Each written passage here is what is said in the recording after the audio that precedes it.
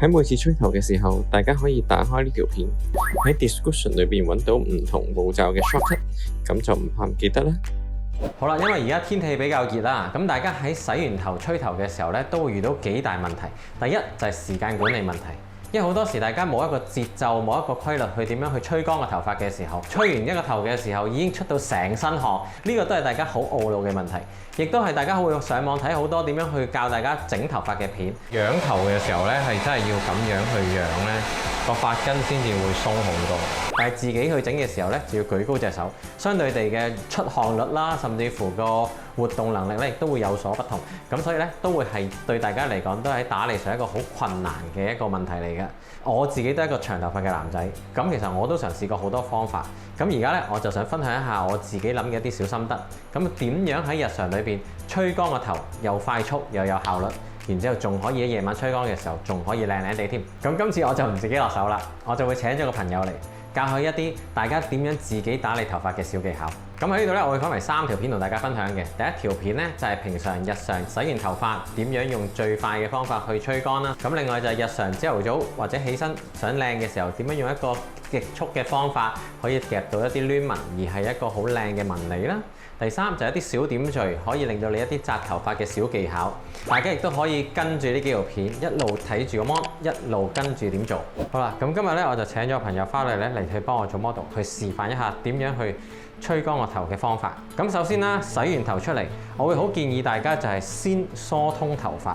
咁喺疏通頭髮嘅時候咧，我哋好多時洗完頭都仲會有少少打擊嘅情況。咁我哋可以用一啲 product 去令到我哋解開我哋打擊情況嘅。咁我哋可以咧噴喺髮尾度，然之後用梳。咁我哋梳頭嘅時候咧，可以用翻一啲 teaser， 令到我哋梳嘅時候咧，頭髮咧會更加容易解開個結。咁好啦，梳通咗頭髮之後，我哋等啲頭髮順滑晒啦，冇咁容易打擊。咁我哋可以進入一個吹頭嘅步驟啦。咁吹頭嘅時候先講過點樣有效快速咧。咁我哋將頭髮分為5個部分，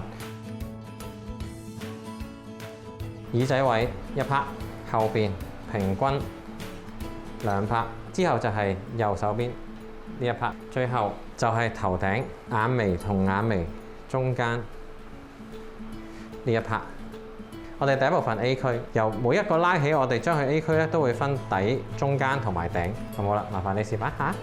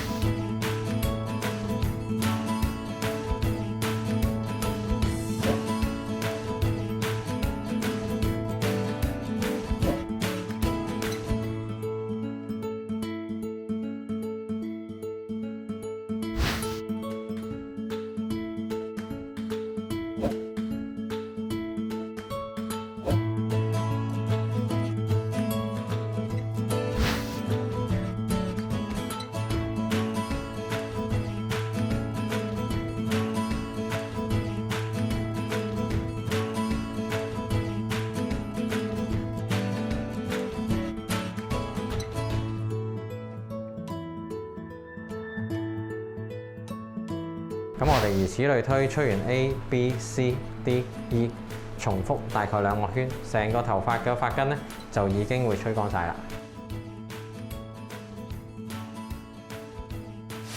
咁喺吹乾咗個髮根之後咧，你睇到嗰個成把頭髮嗰個蓬鬆度啦，甚至乎咧嗰個頭髮嗰個 volume 咧，其實出咗嚟，我哋就可以做第2個 step 啦。首先要疏通頭髮，疏通咗頭髮之後咧，我哋用個 roller 捲起咗前劉海嘅位置先。咁點樣去揾翻一個分區出嚟呢？因為我哋通常剪完頭髮之後呢，個前劉海呢，我哋都會比較短。咁我哋只需要撥翻晒啲頭髮落嚟，然之後喺長嘅頭髮全部翹細耳仔，咁我哋就可以好容易揾到翻前邊劉海個方法。咁然之後呢，擺落個髮根入邊，兩隻手撳住向前拉出，然之後捲翻落去個髮根入邊，係啦。跟住剩翻落嚟嘅頭髮，我哋將佢分為2執。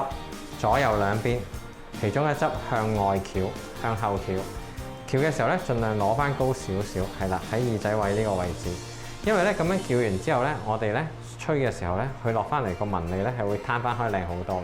翹完之後咧，攞住髮尾，然之後用風筒直接喺上面吹乾，大概吹佢20秒。1、2、3，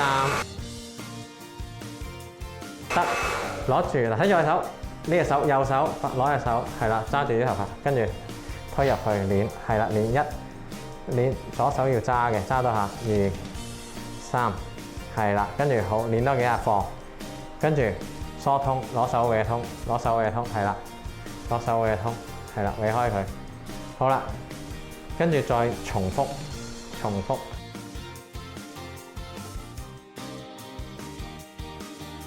跟住再另一邊咯喎，向後翹，係啦，攞高，好靚啊，吹得。好啦，跟住攞住個尾，然之後吹，都係20秒。好，停，跟住都係捏住個髮根，然之後推住，係啦，捏入去。1、2、3、4、5，好，繼續重複。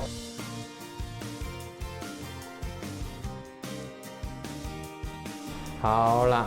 然之後放咗個 roller 落嚟，係啦，撥翻開你自己覺得靚嘅感覺，自己去整，撥向後，係啦，後邊嗰把頭髮搲鬆佢。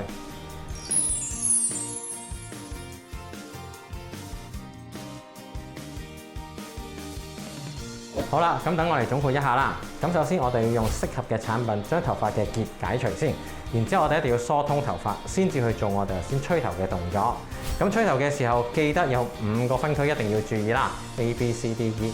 最後啦，就係最尾2個分區，點樣去將頭髮好順滑咁樣疏通、吹乾，做翻一啲彈性。